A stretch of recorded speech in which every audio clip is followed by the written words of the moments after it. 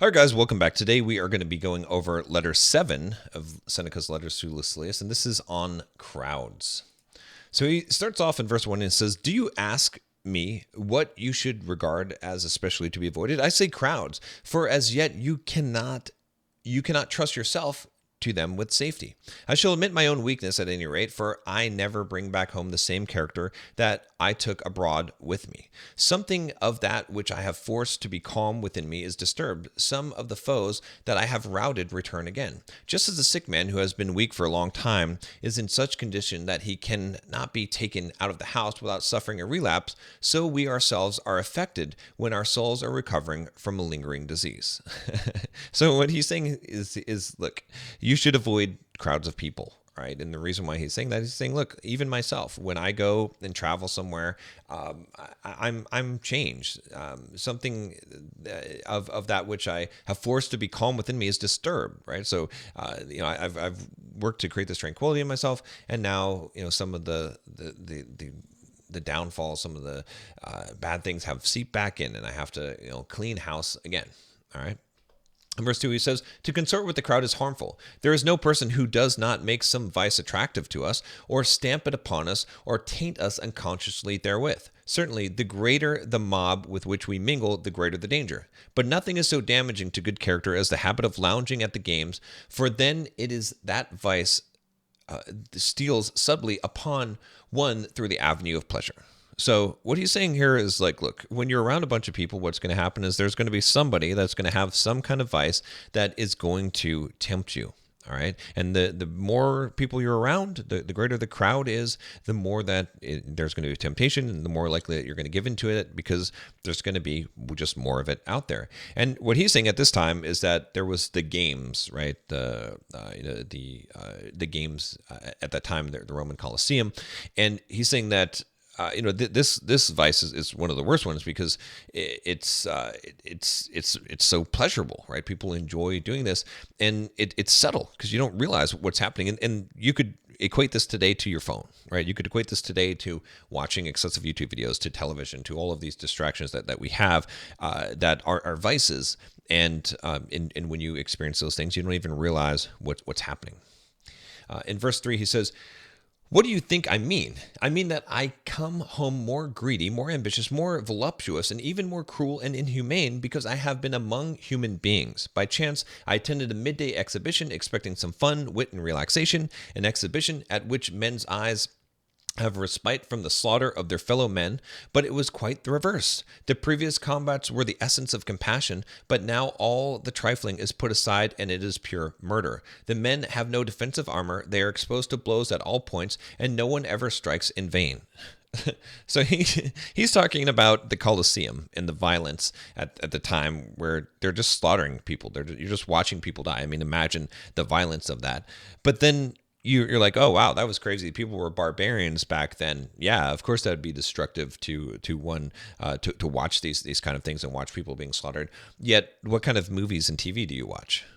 You watch the same thing. In fact, you watch it in greater gory detail, because a movie, when someone is cut up or murdered or whatever, the violence that befalls people in movies, it's more than life. It is made up to be even worse. Okay, it's more dramatized, and you become dehumanized, right, by being around this. So there's some real danger in that. This is a reason why I don't watch messed up movies. I don't watch violent movies. I don't watch gory movies. I don't watch horror movies, because it's not good. It's not good for your soul. It's not good for you. You know this, all right? And even at this time, people were doing these things and watching these things, in the Colosseum, that are sickening, that do not, they might be entertaining, right? And there's no doubt that this kind of stuff is entertaining, but is it really good? Is it causing harm to you? It is causing harm to you. In verse 4, he says, "Many persons prefer this program to the usual pairs and to the bouts quote, by request. Of course they do. There is no helmet or shield to deflect the weapon.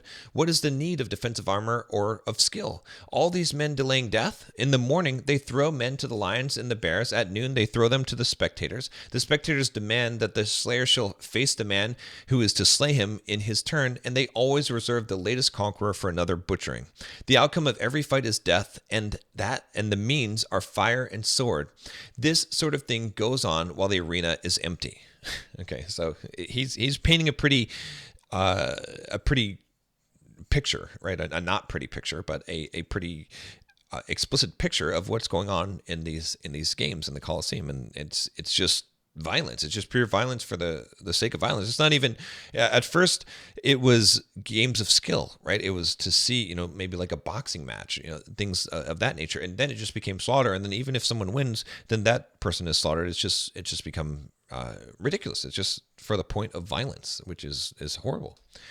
In verse 5, he says, "You may retort, but he was a highway robber. He killed a man. And what of it? Granted that, as a murderer, he deserved this punishment. What crime have you committed, poor fellow, that you should deserve to sit and see this show? In the morning they cried, 'Kill him, lash him, burn him.' But does he meet the sword in so cowardly a way? Why does he strike so feebly? Why doesn't he die game? Whip him to meet his wounds. Let them receive blow for blow, with chests bare and exposed to the stroke. And when the game stop for the intermission, they announce a little throat cutting in the meantime, so that there may still be something going on." Okay, so again, he's really. I think the real point here is the idea that you say that, oh well, it's fine to if someone does bad, if there's a murderer, it's fine to murder them. They deserve it. It's the fate that they deserve. Sure, but he's saying, why then do you deserve this? Why are you sentencing yourself to watch this kind of thing? This is not a good thing to watch. This is a punishment to watch someone suffering in this way, right? Why would you then subject yourself to it? Like, this is ridiculous that you're choosing to see these things, and you're so desensitized that you can't even sit at an intermission. You've got to have something going on, and this is the case in both the violence of today and also in just the boredom of today. You cannot just sit with yourself, right? So you have to be entertained, and look at the forms of entertainment and how they become more and more drastic, right? If you look at violence on television and movies and in media and horror and all of these things, but also if you look at the kind of things that people watch, the pornography and how crazy it becomes and how explicit it becomes, and it becomes, it's man's carnal nature to keep on desiring more and more and more, and these are bad things. These are vices. They're not helpful to you. You're becoming dehumanized. You're becoming desensitized to these things, which you should be highly sensitized to.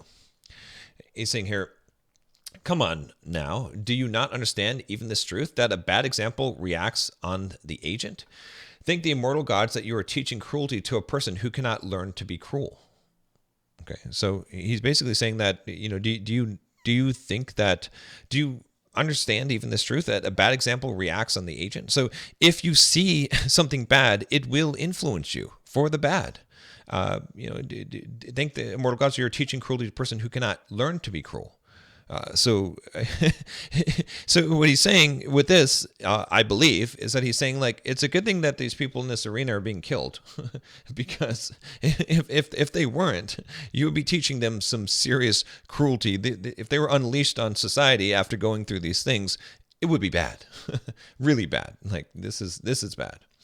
In verse 6, he says, "The young character which cannot hold fast to righteousness must be rescued from the mob. It is too easy to side with the majority. Even Socrates, Cato, and Laelius might have been shaken in their moral strength by a crowd that was unlike them. So true it is that none of us, no matter how much he cultivates his abilities, can withstand the shock of faults that approach, as it were, with so great a retinue." So what he's saying here is, he's like, look, even the best philosophers, the most pious people that you can imagine, if they're in with the wrong crowd, if they're exposed to this garbage, they will not be able to resist it. It will degrade them. How much more so will it degrade you, right? If you think that you can watch violence on television and you can laugh at it, if you think that you can watch sick, perverted things and think that it doesn't affect you, you're wrong, because it will affect you. And if you think that you can hang with the wrong crowd and you think that that's not going to affect you negatively, it absolutely will. It will affect anyone. It doesn't matter how good you are. In fact, anyone would fall to this. So don't think you're above this. In verse 7, he says, much harm is done by a single case of indulgence or greed. The familiar friend, if he be luxurious, weakens and softens us imperceptibly. The neighbor, if he be rich, rouses our covetousness. The companion, if he be slanderous, rubs off some of his rust upon us. Even though we be spotless and sincere, what then do you think the effect will be on character when the world at large assaults it? You must either imitate or loathe the world. So again, he's saying here that, look, even just one person, okay, if you have a friend that is luxurious, is a person that just wastes money and flaunts wealth, all right, it is going to weaken you. It's going to soften you. Okay, just one. If you have a neighbor and he's rich, you're going to start to covet him. You're going to start to be jealous. If you have a companion and he's slanderous, some of it's going to rub off on you. You're going to start to be a little bit more negative and start to act that way. So imagine the whole world. Okay, what do you think is going to be the effect on your character when the world at large assaults you? When you're getting these influences from all kinds of different directions, it's very important that you control what you take in. That you only take in the things that are going to be helpful to you. He's saying you're either going to imitate the world or you have to loathe the world. You either have to imitate the world, or you're either going to accept all these things that society is throwing at you in media, in books, in television, in video games, in social media, or you're going to have to hate it and put yourself aside from that, right? And I suggest that you do the latter, right? And that's what he's suggesting as well. In verse 8, he says, but both courses are to be avoided. You should not copy the bad simply because they are many, nor should you hate the many because they are unlike you. Okay, so he's saying that you shouldn't do either one of these things, right? You shouldn't necessarily hate the world.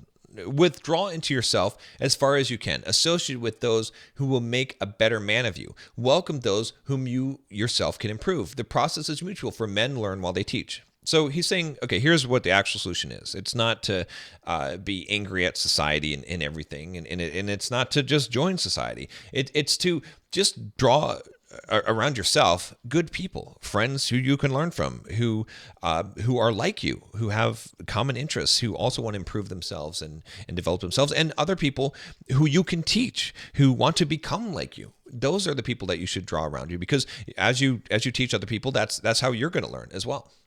In verse 9, he says, there is no reason why pride in advertising your abilities should lure you into publicity so that you should desire to recite or harangue before the general public. Of course, I should be willing for you to do so if you had a stock in trade that suited such a mob. As it is, there is no man of them who can understand you. One or two individuals will perhaps come in your way, but even these will have to be molded and trained by you so that they will understand you. You may say, for what purpose did I learn all these things? But you need not fear that you have wasted your efforts. It was for yourself that you learned them. So what he's saying is that, look, you might think that you can teach to the crowd, but you can't. Perhaps one or two people, perhaps individual people will listen to what you're saying and all these things that you've learned, and you can bestow your wisdom upon them.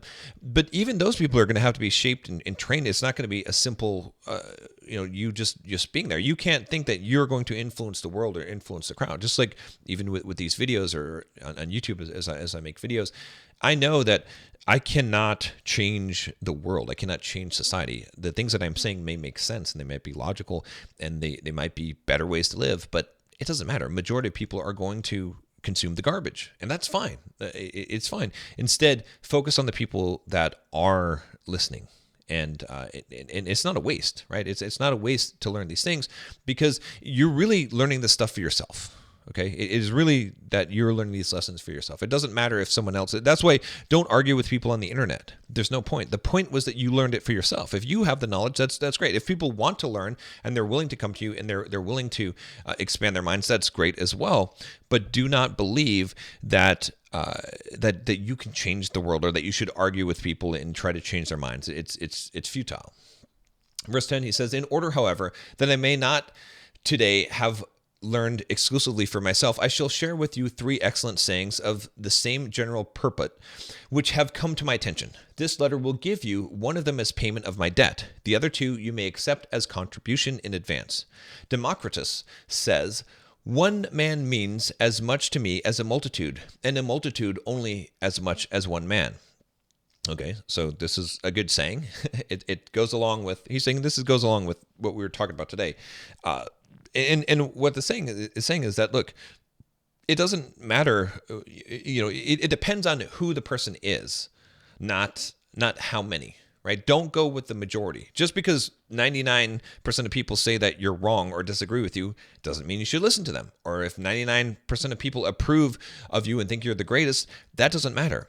I'd rather take the counsel of one wise person who I consider to be someone of high regard than 100,000 people who are just the crowd, right? And so he's saying, don't look at numbers and assume that people are right or that you should listen to them because there's a lot of people that are saying the thing. Verse 11, he says, "The following also was nobly spoken by someone or other, for it is doubtful who the author was. They asked him, what was the object of all this study applied to an art that would reach but very few? He replied, I am content with few, content with one, content with none at all. The third saying, and a noteworthy one too, is by Epicurus, written to one of the partners of his studies. I will write this not for the many, but for you. Each of us is enough of an audience for the other." So again, the focus of all these things is to not worry about the crowd. Don't try and influence everybody. It doesn't matter. It doesn't matter if your impact is only on a few people. That's the point of it. Even if it's only for yourself, even if no one listens to it. When I try to create my videos, I try to keep that in mind and try to think that it doesn't matter. It doesn't matter if anyone listens to this. It is for me. I am the one creating this video. I'm putting this out there. And when I am able to do that, I'm able to talk a lot more naturally and to not to try and perform. If you've watched my videos on this channel or other channels and you see when I am trying to perform, when I'm trying to please the crowd, so to speak, it does not come across as authentic or as natural. Verse 11, he says, "Lay these words to heart, Lucilius, that you may scorn the pleasure which comes from the applause of the majority. Many men praise you, but have you any reason for being pleased with yourself? If you're a person whom the many can understand, for your good qualities should face inwards. Farewells." So there's just so much wisdom in these things. Let's just break down this verse because there's a lot here, even though it's short. "Lay these words to heart, Lucilius, that you may scorn the pleasure which comes from the applause of majority." So don't cater to the crowd. When the crowd says that you are great, actually think that of as a negative thing. Do not get sucked into that. That's what he's saying. He's saying, many men praise you, but have you any reason to be pleased with yourself if you're a person whom the many can understand? So what he's saying is that, look, here's the thing. Actually, if a lot of people think that you're right and are praising what you're saying, you're probably not worthy of praise because how can you be saying the right thing if many people can understand you? The more people that understand you, the more people that agree with you, the more wrong that you probably are, because there's not a lot of wise people. There's not a lot of people that are trying to do the right thing and trying to learn and grow and improve themselves in life, right? It should be a few people that get it, right? That's really the sign that you're doing great things. And this is a message that I needed to hear today, because sometimes when I see a lower view count on my videos, I'm like, oh, well, am I not doing the right thing? Or a lot of people might disagree. And I'm realizing now that, this is the truth. This is what it means, right? And then he finally says, your good qualities should face inwards. I love the way that is phrased. Your good qualities should face inwards. What does that mean? It means that it shouldn't be that is for everyone to see, right? It should be that they're facing inwards. It's the internal. It's who you are as a person. That's where your good qualities should be. They shouldn't be external. They shouldn't be readily apparent. They should be facing inwards. I'll see you tomorrow.